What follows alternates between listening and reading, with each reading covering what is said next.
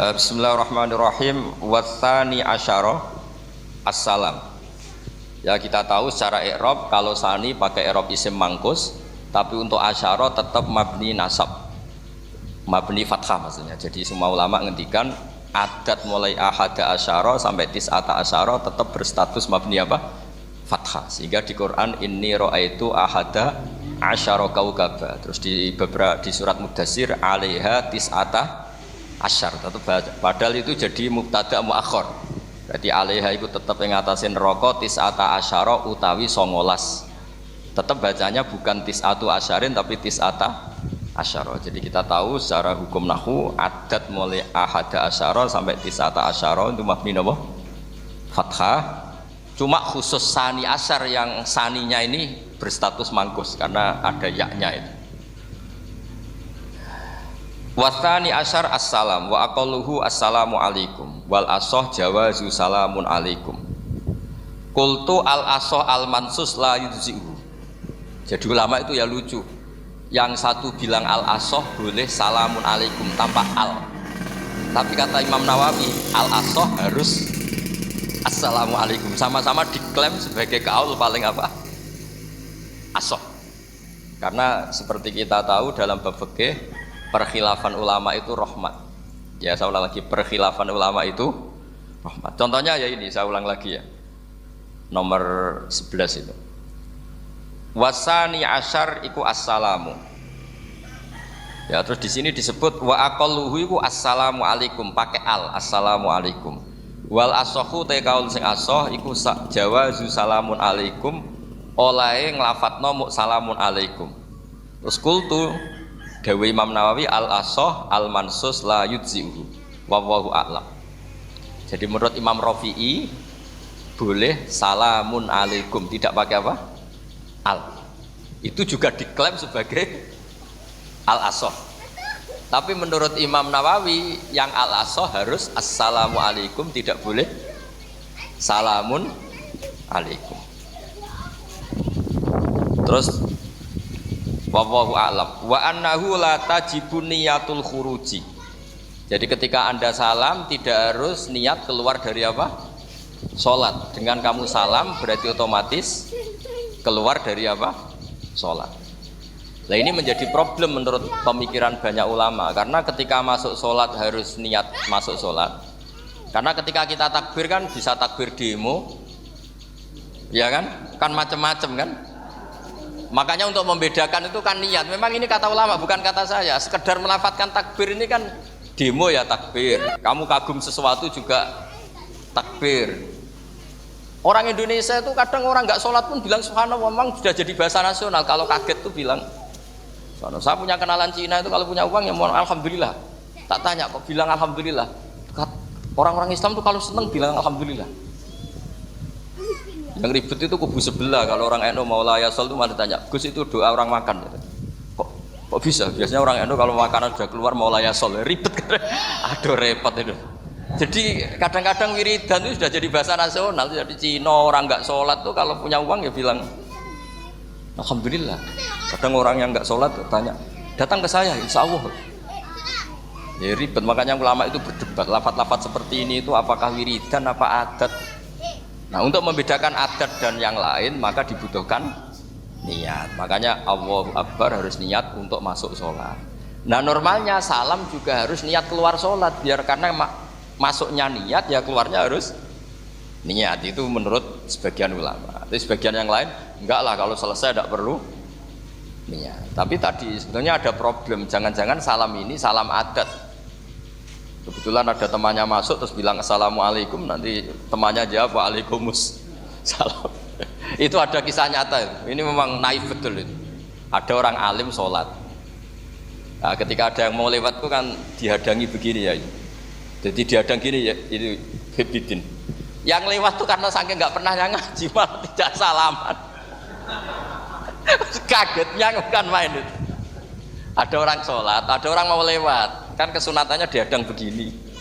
Sisi ini santai saja malah ngajak salaman. Terus ribet ngadepi orang nggak tahu itu ribet. Ya tambah bingung kan, diliwati saja bingung, apalagi sekarang diajak salaman. Kan memang nggak sambung, kulturnya itu nggak sambung. Nah itu kalau kami bilang assalamualaikum terus pikir kamu waalaikumsalam, ya ribet. Memang ngadepi orang nggak tahu itu ya ribet. Makanya ya agama ini, ngelola agama ini mau. Nah barokahnya ngaji fikih itu begini. Nah saya sering cerita.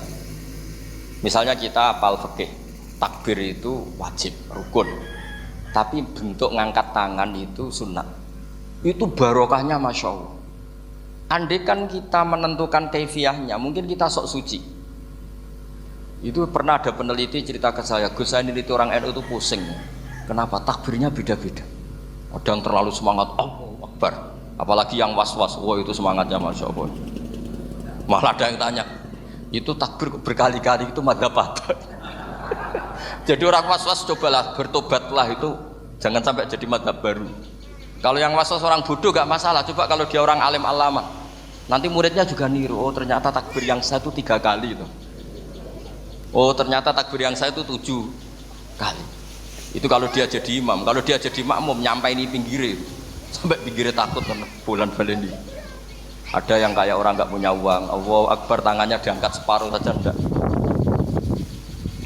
Itu kan, tapi itu enggak ngefek di Indonesia karena dari awal kiai-kiainya ngajarin ngangkat tangan itu nah caranya juga agak ditentukan, terserah kamu.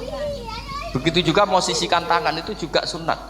Sehingga kalau sampai ke Turki atau kemana-mana itu ada yang kayak orang baris, ya kan? Habis takbir ya sudah. Ada yang sendakapnya beda-beda. Ada yang nutupi iga yang hilang katanya, sampai begini. Ada yang santai begini. Oh pokoknya nggak jelas. Sehingga itu kalau di militer ini ada Pak Dandim itu juga bingung ini nggak protap ini kan. Tapi kalau di fikih itu memang kalau sekali nggak diwajibkan terserah masing-masing. Ada yang kayak orang baris, ada yang sendakep begini katanya apa nutupi iganya yang hilang. Wadah yang sambil rasa-rasa macam-macam. Tapi barokahnya ilmu fikih itu diputuskan memang dari awal tidak wajib. Yang wajib itu takbirnya. Maka duduk juga begitu, meskipun kita sepakat duduk tahiyat ula namanya iftiros, duduk tahiyat akhir namanya tawarruk, itu harus kita vonis, kita hukumi sunnah. Cara seperti itu sunnah. Wa ayyuku udin ko ada sohat solatu, seperti kemarin di Minhajul Thalibin. Dengan duduk gaya apa saja, sholatnya tetap. Jika kalau kita di Arab, misalnya pas haji, orang Arab itu memang ya agak kacau. Orang Indonesia itu kalau sholat duduk, itu kan memang benar-benar sakit. Sakit sudah agak mau mati itu benar-benar sholat baru duduk. Orang Arab itu enggak. Sholat duduk pakai kursi. Sof itu enggak ada orangnya, ada kosong. Itu jalan kaki, kursinya di bawah. Wong bawa kursi kuat kok sholat duduk. Kalau orang Jawa kan, saya juga eskal. Orangnya kalau bawa kursi kuat dipindah-pindah tapi kok sholatnya. Kalau orang Jawa agak kebayang. Kalau sholat duduk emang benar-benar sakit. Saya pernah ditanya lagi sama orang, Gus di Mekah itu kok banyak orang bawa HP terus kalau ditelepon diangkat soli, itu madzhab apa? Madzhab geblek kata saya. Tapi ini kan orang Arab, kan seakan-akan terus mewakili internasional kan karena pusat banyak tuh. Ditelepon digoleki telepone wong sak akeh golek ini tok wis kangelan ya. Wareng ketemu soli patene. Nah, kita kan diajarin di kiai-kiai Indonesia kalau itu membatalkan apa? Salat. Jadi ribet. Nah barokahnya kitab-kitab seperti ini, meskipun kita di Indonesia itu mengikuti panduan yang diarahkan atau yang dibagukan oleh ulama-ulama. Nah Indonesia itu makanya berkah. Saya sering ketemu ulama Mekah itu kalau muji haji Indonesia luar biasa. Bukan sekedar sopannya, memang cara hajinya itu nyari kaul yang disepakati itu sah. Karena memang dilatih KBIH, dilatih Kemenak, masih dilatih kiai setempat. Meskipun niatnya ya kadang tidak baik. Saya pernah tak tanya, kenapa kamu latihan haji sebegitu? Kalau sholat kok enggak? Sholat gak sah gak apa-apa, Gus gak bayar, ini kaji. Oh ternyata. Dia itu sholat bedino ora tau kursus mbek kula. Bareng ape kaji oleh takok tenan, tak takoki. Oh sholat kira tau takok, nak kaji kok takok. Nak sholat rasa gak iman, Gus gak bayar, ini haji. Wah, sebenarnya kayak kurang ajar kata saya. Jadi ternyata sekarang terkuak. Kenapa orang-orang awam tuh kalau kaji kok semangat belajar? Semangatnya sama dengan sholat apa di bawah haji jauh sholat itu? Berpuluh-puluh tahun sholat itu dengan gaya yang nggak ada perkembangan. Tapi haji pisan langsung keren. Ternyata karena bayar ya. Apa perlu ditiru? Sholat harus bayar supaya ini supaya. Ya itu alasannya itu. Haji rasa berat Gus, ngapa? Bayar Gus. Nak sholat rasa kok nggak bayar wae maksudnya. Padahal kalau kita ngikuti as-sholat imaduddin, sholat dengan haji itu afdal mana? Afdal sholat, harusnya lebih serius belajar sholat ketimbang belajar haji. Tapi setahu saya nggak ada kan KBIS ya, kelompok bimbingan ibadah sholat. Jadi ini kritikan saya, semoga didengar ya, cobalah. Padahal riyen Raden Asnawi dikarang pesolatan supaya orang tuh sholatnya benar ya, sholatnya benar. Ya jadi ngaji fikih seperti ini setidaknya Anda menjadi tidak mudah mengadili orang lain, bahwa sholat itu yang takbir tok yang wajib, misalnya baca ya Fatihah tok, sehingga kalau ada imam lupa baca surat ya gak apa-apa, memang tidak wajib. Jadi pemilahan wajib dan tidak ini penting supaya tidak menghakimi pada yang lain. Jangan sampai perilaku kesolehan itu menjadi bentuk yang mengadili, nggak boleh. Itu Pak Kapolres. Kalau di ilmu fikih itu ada ulama penjaga ilmu itu ekstrim-ekstrim. Dulu ada sahabatnya Nabi namanya Jabir bin Abdullah. Ini ada di kitab Bukhari, di kitab sholat. Ya maksudnya al ilmu tentang sholat. Itu semua yang di masjid itu sudah pakai jubah, pakai gamis. Kalau orang Indonesia mungkin ya pakai hem, pakai baju batik, pakai. Itu dia datang malah gamisnya dicopot, gamisnya dicopot, imamannya dicopot, terus tinggal pakai satu sarung, terus dicancang di sini akidan benatorofaihi ala atik, dicancang begini kayak cerita-cerita di perang pahlawan itu, hanya dengan pakai sarung satu dikalungkan. Terus ada orang-orang tabiin bilang gini, ungzuru ila ashabi Rasulillah, ini sahabatnya Nabi kok sholat dengan cara seperti itu, nggak islami banget, nggak keren banget lah. Terus kata Jabir bin Abdullah, saya sengaja melakukan ini supaya kamu tahu bahwa batas aurat yang dimaksud Nabi seperti ini. Shalla Rasulullah sallallahu alaihi wasallam fi izarin wahid akidan baina tarafaihi ala atiki. Saya pernah melihat Nabi sholat seperti saya ini. Tapi barokahnya itu akhirnya diketahui kalau batas auratul rajul hanya mabena surah war rukbah. Andai kan tidak ada perilaku Jabir seperti ini, orang akan ngira bahwa syaratnya sholat itu harus pakai jubah, syaratnya sholat harus pakai hem. Akhirnya orang-orang yang kebetulan tidak pakai jubah, tidak pakai hem bingung. Misalnya dia katoan seperapat, pakai kaos, neng tengah hutan, rasa sholat, aku ranggo jubah, ribet kan? Artinya apa? Ilmu ini harus dijaga konstitusinya, barokahnya perilaku Jabir ini, orang tahu batas Jadi yang lainnya itu mukamilah atau kesunatan. Nabi juga seperti itu. Semua sahabat itu tawaf itu musyatan, berjalan. Tapi Nabi sebagai tokoh dan pas itu sehat. Saya ulang lagi, pas itu sehat. Ini hampir semua ulama bilang pas itu Nabi sehat. Nabi malah naik unta. Itu kata Imam Nawawi dalam kitab Majmu', Nabi naik unta itu lebih afdol ketimbang yang jalan. Padahal trennya ibadah kan al-ajul biqadrit ta'ab. Karena apa kata Imam Nawawi? Itu menjadi konstitusi ilmu bahwa syarat sahnya tawaf tidak harus jalan.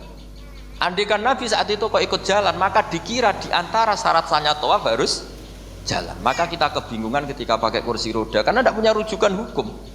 Jadi barokahnya Nabi pakai berkendara, orang menjadi tahu itu berjalan itu tidak menjadi syarat sah. Berkendara juga boleh. Ya ada juga sahabat yang sengaja omong-omongan, maksudnya tawaf kan kudune meneng wiridan, tapi ada aja omongan untuk menunjukkan kalau ngomong itu tidak membatalkan tawaf. Sampai seperti itu ulama menjaga konstitusi ilmu.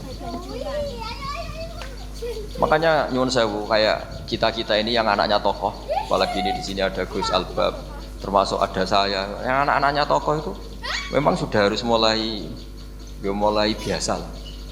Karena dulu kalau soleh kebangetan itu ngel-ngel orang. Abu Bakar, saya tak cerita Abu Bakar tuh soleh banget. Saking solehnya itu ini nggak akan ada yang niru, saya yakin. Beliau itu hari pertama diangkat khalifah, hari berikutnya masih dagang di pasar. Singkat cerita ditegur supaya tidak usah dagang, dicukupi negara. Beliau setuju, dapat gaji. Setelah mau meninggal, semua gajinya itu disuruh ganti uang pribadi karena beliau merasa tidak nyaman. Wong mengkhidmati negara kok minta uang, ganti sama uang pribadi, diganti. Nah, itu ya tentu tidak wajib, pejabat juga agak minat niru. Nah tapi lucunya apa? Sayyidina Umar ketika Abu Bakar sudah meninggal itu kritiknya lucu. Kamu itu solehnya berlebihan. At-ab taman bakdak. Sing repot sing genti. Nak soleh kok aja nemen-nemen. Mesti nak soleh ya dikira-kira lah, aja nemen-nemen. Sakake sing ngenteni repot. Makanya saya sering jagungan sama putra-putrane Mbah Mun itu nak keluarnya gitu. Abai wis alim, ganteng, pengaruhe gede. Diterima semua pihak, repot sing gede ku. Mulane kula niku husnudzon ana kiai kok pas-pasan iku mesti wis iku dianggap strategi lah dengan cara seperti itu. Loh iya loh, kalau misalnya kita hanya Kapolres itu anak kita kan bisa Kapolda. Tapi kalau kita sudah Kapolri itu anaknya juga jadi Kapolda belum kayak bapaknya kan. Jadi Kapolres belum kayak. Tapi kalau bapaknya hanya Kapolres kan anaknya masih gampang lah nanti Kapolda sudah ngelangkai kan. Jadi kadang-kadang itu artinya ulama dulu itu hebat cara. Makanya kamu jangan kaya-kaya banget, jangan sukses-sukses banget. Kasihan anak kamu nanti ini. Kasihan. Makanya saya sebenarnya jadi kiai itu yang ingin bener-bener banget, tapi sakit santriku lah kira-kira. Ini bukan justifikasi, tapi ini cerita saja cerita. Jadi di antara makalahnya Sayyidina Umar yang terkenal itu komentar Abu Bakar itu at-ab taman bakdak. At-ab tangel-ngel no siro man ing wong badaka sausi siro. Kowe iku terlalu bener sing repot aku iki penggantimu. Enggak aku maksa soleh tetep ora koyo Abu Bakar. Maksa soleh nek koyo kowe nek soleh kira-kira lah aja nemen-nemen gitu. Jadi penggantinya. Ini cerita ya, jadi saya mohon. Nah, barokahnya itu juga kesolehan yang massal itu diakui oleh ulama. Termasuk begini misalnya nyuwun sewu, Nabi itu menyebut kesolehan itu ya termasuk wa fi buti ahadikum sedekah. Kowe ngeloni bojomu ya sedekah. Ayati ahaduna syahwatahu wa walahu ajrun. Masa urusan gitu dapat pahala ya Rasulullah? Jawab Nabi enteng. Ali salawatu aha fi haramin akana alaihi wisrun. Kalau dia begitu sama selain istrinya kan dosa. Ya, berarti kalau sama istrinya ibadah, tidur ya ibadah, kumpul istri ibadah, bercengkrama sama keluarga ibadah. Akhirnya ulama bikin satu hukum yang luar biasa. Di antara hukum yang di kitab usul fikih itu begini. Mubah itu udah ada. Ithmamin mubahin illa wa yatahaqqaqu bihi tarku haramim ma. Fa'il zamu minas sukun tarkul qatli wa minas sukut tarkul qadzaf wal ghibah. Sehingga kita ulama misalnya melihat orang kampung sekatokan seperapat ning omah ngomel mbek bojone, mbok ngomel mbek anake, ini luar biasa karena ndak di diskotik, ndak di tempat-tempat yang seperti itu. Ana wong ning omah nglamun rokokan, delok tikus liwat misalnya. Lumayan ra delok gambar porno. Itu ada ulama yang berpikir itu karena tidak ada sesuatu yang mubah kamu lakukan kecuali saat itu Anda meninggalkan keharaman. Makanya kata ulama mubah itu tidak ada. Karena saat melakukan mubah artinya Anda tarkul haram. Wa tarkul haram wajib. Berarti fal mubah wajib. Sehingga ulama misalnya sampean turu mulai barisan nanti subuh. Hada taroka zina wa taroka sarikoh wa taroka kadza wa kadza. Semoga malaikat pakai usul fikih itu. Nah, kalau malaikat pakai usul fikih itu kamu tidur habis isya sampai subuh hadza tarokal ma'asi kasiroh. Lah yang ribet kalau malaikatnya bagian khusuk. Hadza tarokat tahajud wa tarokal witro wa tarokal itu ribet itu. Nah kita semoga malaikatnya yang percaya pendapat tadi. Jadi ada dua pandangan, ada ulama mengatakan mubah itu tidak ada karena tidak ada orang yang sedang melakukan mubah kecuali saat itu pasti meninggalkan keharaman. Makanya ini sirinya kenapa dulu kiai-kiai top itu sering jagungan. Orang tahu semua lah, Mbah Zubair sering jagungan, dulu Mbah Tur ya sering jagungan di depan Masjid Menoro.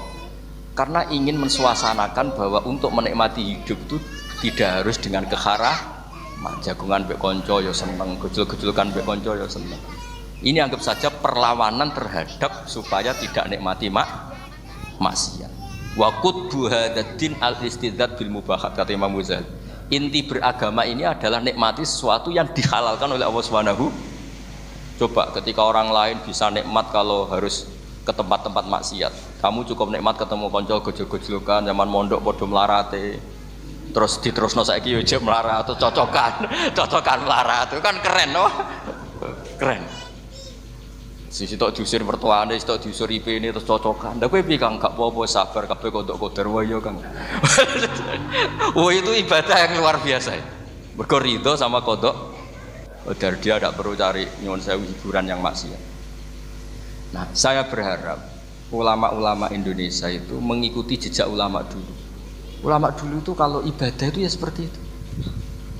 Jadi jangan hanya melihat ini semalaman kok tidur, tidak witir, tidak tahajud.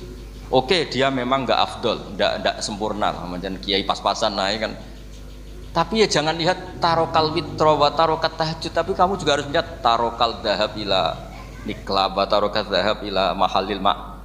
Siapa yo sekali-kali muji orang susahnya apa sih? Suudzon itu dikurangi lah, sekali-kali muji orang lah. Jadi kalau ada orang tidur hada tarokal maas, alhamdulillah. Ya, meskipun ya rada damu sih tarokal maasi wa tarokat to'at. Ya sudah lah, gak apa-apa lah, tapi nah di sini terus kualitas. Nah, dengan cara itu Anda bisa membaca Quran secara fasih, wa min ayatihi manamukum billaili wan nahar. Lu kenapa sekedar tidur kok dianggap wa min ayatihi? Di mana-mana ayat itu kan hal-hal yang luar. Ini tentang tidur saja kok dianggap ayat. Itu bisa dimaknai keren kalau Anda pakai kaidah usul fikih, yaitu dengan tidur berarti Anda meninggalkan sekian maksiat. Sehingga disebut wa min ayatihi manamukum billaili wan nahar. Nah, saya berharap konstitusi seperti ini jalan terus.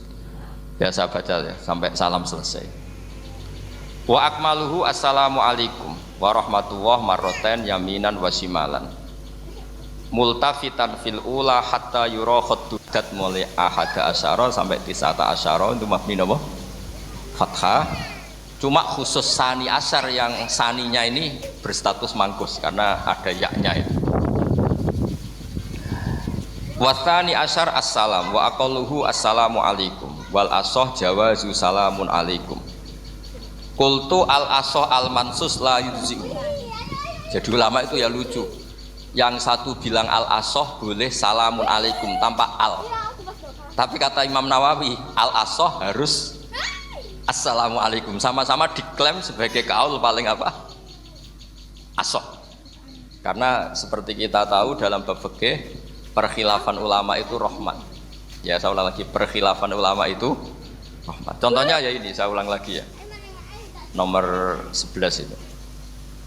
Wasani asyar iku assalamu.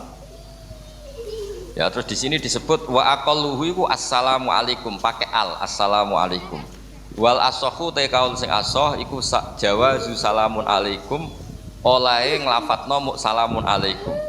Terus kultu dawe Imam Nawawi al asoh al mansus la yujzi'u wallahu a'lam.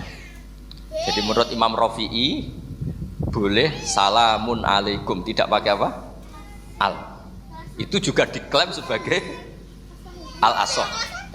Tapi menurut Imam Nawawi yang al-asoh harus assalamu alaikum, tidak boleh salamun alaikum. Terus wallahu a'lam wa annahu la tajibun niyatul khuruji. Jadi ketika Anda salam tidak harus niat keluar dari apa? Salat. Dengan kamu salam berarti otomatis keluar dari apa? Sholat. Nah ini menjadi problem menurut pemikiran banyak ulama, karena ketika masuk sholat harus niat masuk sholat. Karena ketika kita takbir kan bisa takbir demo, ya kan? Kan macam-macam kan? Makanya untuk membedakan itu kan niat. Memang ini kata ulama bukan kata saya. Sekedar melafadzkan takbir ini kan demo ya takbir. Kamu kagum sesuatu juga takbir. Orang Indonesia itu kadang orang nggak sholat pun bilang subhanallah, memang sudah jadi bahasa nasional. Kalau kaget tuh bilang subhanallah. Saya punya kenalan Cina itu kalau punya uang ya mohon alhamdulillah. Tak tanya kok bilang alhamdulillah. Orang-orang Islam tuh kalau seneng bilang alhamdulillah. Yang ribet itu kubu sebelah. Kalau orang NU mau layasol itu mana tanya, Gus itu doa orang makan. Kok Kok bisa? Biasanya orang NU kalau makanan sudah keluar mau layasol, ribet kan? Aduh repot itu. Jadi kadang-kadang wiridan itu sudah jadi bahasa nasional. Jadi Cina orang nggak sholat tuh kalau punya uang ya bilang alhamdulillah. Kadang orang yang nggak sholat tuh tanya, datang ke saya, insya Allah. Ya ribet, makanya ulama itu berdebat. Lafaz-lafaz seperti ini itu apakah wiridan apa adat? Nah untuk membedakan adat dan yang lain maka dibutuhkan niat. Makanya Allahu Akbar harus niat untuk masuk sholat. Nah normalnya salam juga harus niat keluar sholat, biar karena masuknya niat ya keluarnya harus niat. Itu menurut sebagian ulama. Tapi sebagian yang lain enggak lah, kalau selesai tidak perlu niat. Tapi tadi sebetulnya ada problem, jangan-jangan salam ini salam adat. Kebetulan ada temannya masuk terus bilang assalamualaikum, nanti temannya jawab waalaikumsalam. Itu ada kisah nyata. Ini memang naif betul itu. Ada orang alim sholat. Nah, ketika ada yang mau lewat itu kan dihadangi begini ya. Jadi dihadang gini ya, itu Hibidin.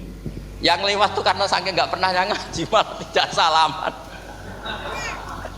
Kagetnya bukan main itu. Ada orang sholat, ada orang mau lewat, kan kesunatannya dihadang begini. Sisi ini santai saja malah ngajak salaman. Wes ribet, ngadepi orang tidak tahu itu ribet. Ya tambah bingung kan, diriwati saja bingung, apalagi sekarang diajak salaman. Kan memang nggak sambung, kulturnya itu nggak sambung. Itu kalau dia bilang assalamualaikum terus pikir kamu waalaikumsalam. Ya ribet, memang ngadepi orang tidak tahu itu ya ribet. Makanya ya agama ini, ngelola agama ini memang. Nah barokahnya ngaji fikih itu beginilah, saya sering cerita. Misalnya kita hafal fikih, takbir itu wajib, rukun. Tapi bentuk ngangkat tangan itu sunnah. Itu barokahnya Masya Allah. Andai kan kita menentukan kaifiyahnya, mungkin kita sok suci. Itu pernah ada peneliti cerita ke saya, Gus saya ini orang NU itu pusing. Kenapa? Takbirnya beda-beda. Ada yang terlalu semangat, Allahu Akbar. Apalagi yang was-was, wah itu semangatnya Masya Allah. Malah ada yang tanya, itu takbir berkali-kali itu madzhab apa? Jadi orang was-was cobalah, bertobatlah itu, jangan sampai jadi madzhab baru. Kalau yang was-was orang bodoh gak masalah, coba kalau dia orang alim alama, nanti muridnya juga niru, oh ternyata takbir yang saya itu 3 kali itu. Oh ternyata takbir yang saya itu 7 kali. Itu kalau dia jadi imam, kalau dia jadi makmum nyampai ini pinggir sampai pinggirnya takut kan bulan baleni. Ada yang kayak orang nggak punya uang, Allahu Akbar tangannya diangkat separuh saja enggak. Itu kan, tapi itu enggak ngefek di Indonesia karena dari awal kiai-kiainya ngajarin ngangkat tangan itu nah caranya juga agak ditentukan, terserah kamu. Begitu juga posisikan tangan itu juga sunat. Sehingga kalau sampai ke Turki atau kemana-mana itu ada yang kayak orang baris, ya kan? Habis takbir ya sudah. Ada yang sendakapnya beda-beda. Ada yang nutupi iga yang hilang katanya, sampai begini. Ada yang santai begini. Oh pokoknya nggak jelas. Sehingga itu kalau di militer ini ada Pak Dandim itu juga bingung ini nggak protap ini kan. Tapi kalau di fikih itu memang kalau sekali nggak diwajibkan terserah masing-masing. Ada yang kayak orang baris, ada yang sendakap begini katanya apa nutupi iganya yang hilang. Wadah yang sambil rasa-rasa macam-macam. Tapi barokahnya ilmu fikih itu diputuskan memang dari awal tidak wajib. Yang wajib itu takbirnya. Maka duduk juga begitu. Meskipun kita sepakat duduk tahiyat ula namanya iftiros, duduk tahiyat akhir namanya tawarruk, itu harus kita vonis, kita hukumi sunnah. Cara seperti itu sunnah. Wa ayyuqu'udin qa'ada sohat sholatu, seperti kemarin di Minhajul Thalibin. Dengan duduk gaya apa saja sholatnya tetap. Sehingga kalau kita di Arab misalnya pas haji, orang Arab itu memang ya agak kacau. Orang Indonesia itu kalau sholat duduk itu kan memang benar-benar sakit sudah agak mau mati, itu benar-benar sholat baru duduk. Orang Arab itu enggak, sholat duduk pakai kursi, sof itu enggak ada orangnya, ada kosong, itu jalan kaki kursinya di bawah. Wong bawa kursi kuat kok sholat duduk. Kalau orang Jawa kan, saya juga eskal, orangnya kalau bawa kursi kuat pindah-pindah tapi kok sholatnya. Kalau orang Jawa agak kebayang, kalau sholat duduk emang bener-bener sakit. Terus Saya pernah ditanya lagi sama orang, Gus, di Mekah itu kok banyak orang bawa HP, terus kalau ditelepon diangkat soli, itu mazhab apa? Mazhab geblek kata saya. Tapi ini kan orang Arab, kan seakan-akan terus mewakili internasional kan, karena pusat banyak tuh. Ditelepon digoleki telepone wong sak akeh golek ini tok wis kangelan ya. Warang ketemu soli paten. Nah, kita kan diajarin di kiai Indonesia kalau itu membatalkan apa? Jadi ribet. Nah, barokahnya kitab-kitab seperti ini, meskipun kita di Indonesia itu mengikuti panduan yang diarahkan atau yang dibagukan oleh ulama-ulama. Nah, Indonesia itu makanya berkah. Saya sering ketemu ulama Mekah itu kalau muji haji Indonesia luar biasa. Bukan sekedar sopannya. Memang cara hajinya itu nyari kaul yang disepakati itu sah. Karena memang dilatih KBIH, dilatih Kemenang, masih dilatih kiai setempat. Meskipun niatnya ya kadang tidak baik. Saya pernah tak tanya, kenapa kamu latihan haji sebegitu? Kalau sholat kok enggak? Sholat gak sah, gak apa-apa, Gus, gak bayar, ini kaji. Oh, ternyata. Dia itu sholat bedino ratau kursus baik kulol. Bareng apa kaji oleh takok tenan, tak takok. Oh, sholat kira tahu takok, nak kaji kok takok. Nak sholat rasa gak iman, Gus, gak bayar, ini kaji. Wah, sebenarnya kurang ajar kata saya. Jadi ternyata sekarang terkuak. Kenapa orang-orang awam tuh kalau kaji kok semangat belajar? Semangatnya sama dengan sholat apa di bawah haji jauh sholat itu? Berpuluh-puluh tahun sholat tuh dengan gaya yang nggak ada perkembangan. Tapi haji pisan langsung keren. Ternyata karena bayar ya. Apa perlu ditiru? Sholat harus bayar supaya ini supaya. Ya itu alasannya itu. Haji rasa berat Gus, apa? Bayar Gus. Nak sholat rasa enggak bayar wae maksudnya. Padahal kalau kita ngikuti as-sholat imaduddin, sholat dengan haji itu afdal mana? Afdal sholat, harusnya lebih serius belajar sholat ketimbang belajar haji.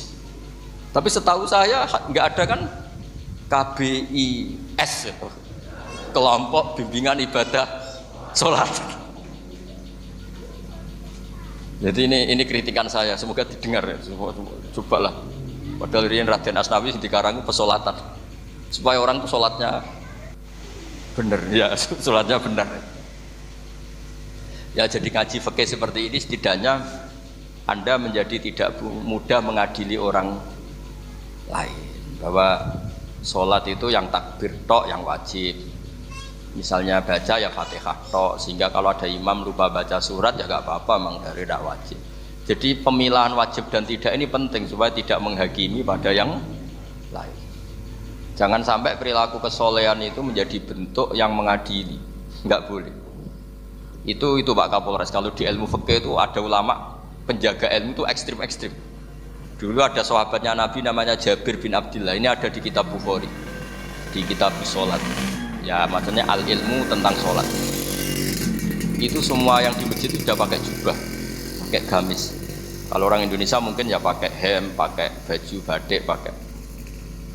Itu dia datang malah gamisnya dicopot, gamisnya dicopot, imamannya dicopot, terus tinggal pakai satu sarung, terus dicancang di sini. Akidan benatorofaihi ala atik, dicancang begini, kayak cerita-cerita di perang pahlawan itu.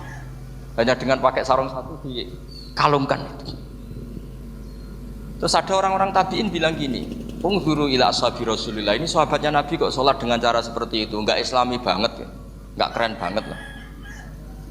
Terus kata Jabir bin Abdillah, saya sengaja melakukan ini supaya kamu tahu bahwa batas aurat yang dimaksud Nabi seperti ini. Shalla Rasulullah sallallahu alaihi wasallam fi izarin wahid akidan baina tarafaihi ala atiki. Saya pernah melihat Nabi sholat seperti saya ini. Tapi barokahnya itu akhirnya diketahui kalau batas auratul rajul hanya mabena surah war rukbah. Andai kan tidak ada perilaku Jabir seperti ini, orang akan ngira bahwa syaratnya sholat itu harus pakai jubah, syaratnya sholat harus pakai hem. Akhirnya orang-orang yang kebetulan tidak pakai jubah, tidak pakai hem bingung. Misalnya dia katoan seprapat, pakai kaos, neng tengah hutan, rasa sholat, mau aku ranggo jubah, ribet kan? Artinya apa?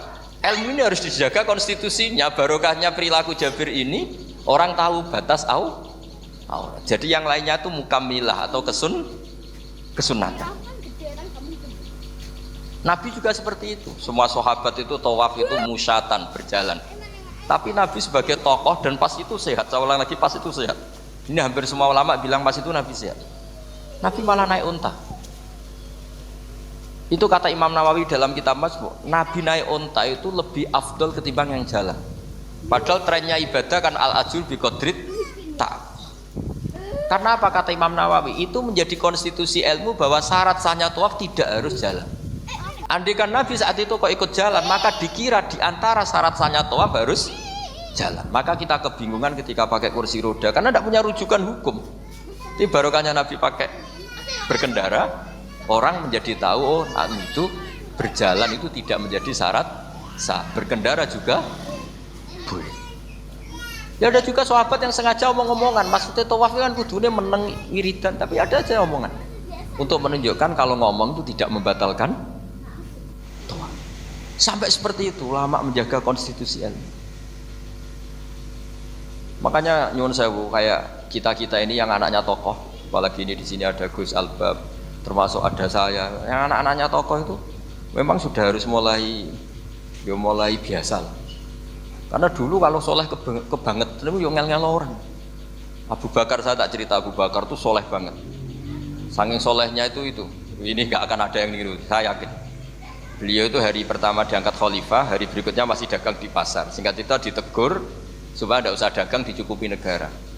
Beliau setuju, dapat gaji. Setelah mau meninggal, semua gajinya itu disuruh ganti uang pribadi karena beliau merasa tidak nyaman.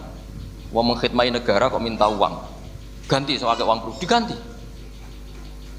Nah itu ya tentu tidak wajib, pejabat juga agak minat niru. Nah tapi lucunya apa? Sayyidina Umar ketika Abu Bakar sudah meninggal itu kritiknya lucu. Kamu itu solehnya berlebihan. At-ab taman ba'dak. Sing repot sing genti. Nak soleh kok aja nemen-nemen. Mesti nak soleh ya dikira-kira lah, aja nemen-nemen. Sakake sing ngenteni repot. Makanya saya sering jagungan sama putra-putrane Mbah Mun. Keluane apa wis alim ganteng. Ngaruhe gede diterima semua pihak, repot sing gede iku.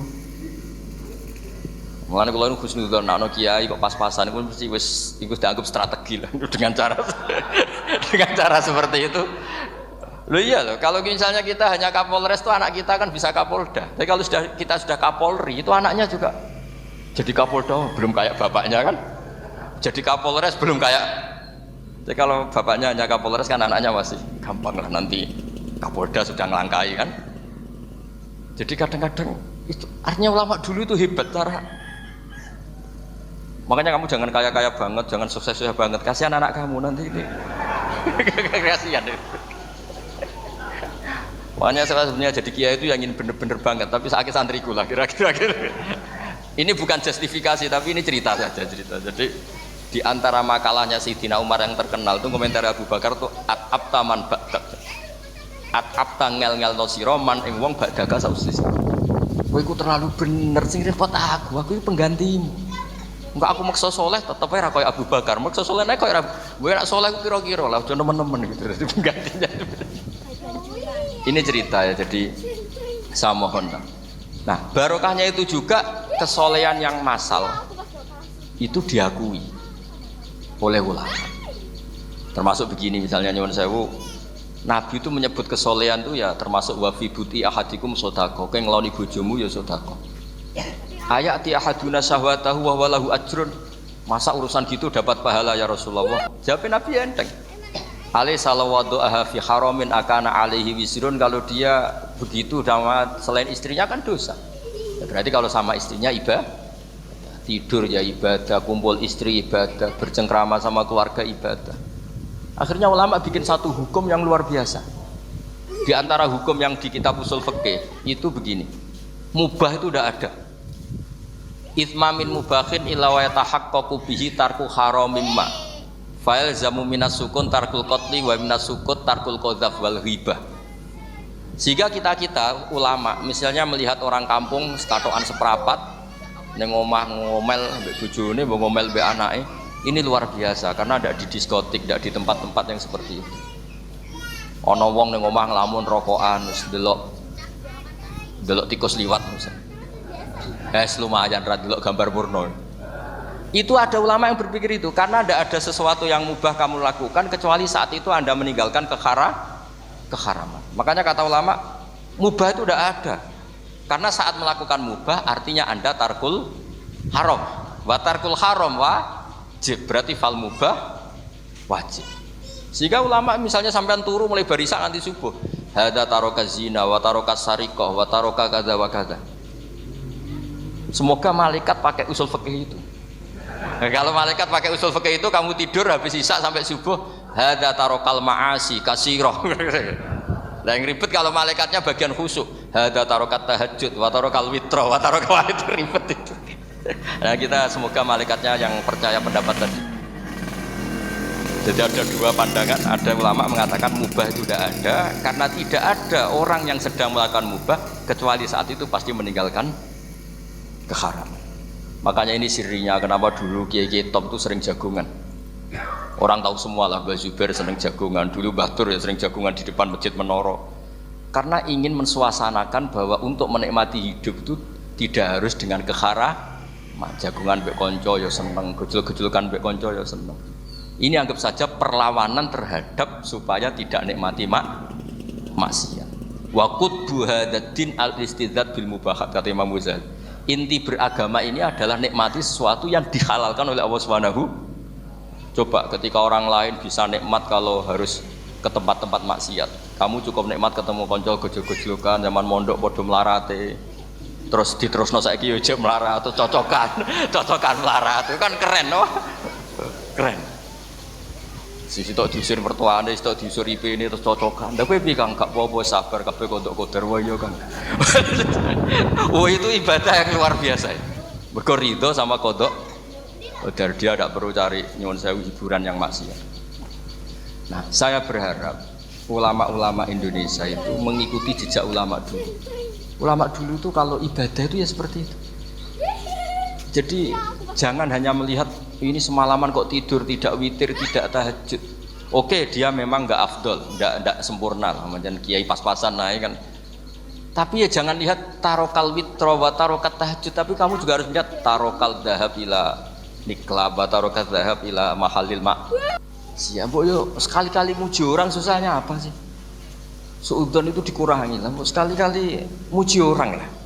Jadi kalau ada orang tidur hada tarokal maasi, alhamdulillah, meskipun ya rada damu-amu sih tarokal maasi wa tarokat toat, ya sudahlah gak apa-apa lah. Tapi lah di sini terus kualitas. Nah, dengan cara itu Anda bisa membaca Quran secara fasih.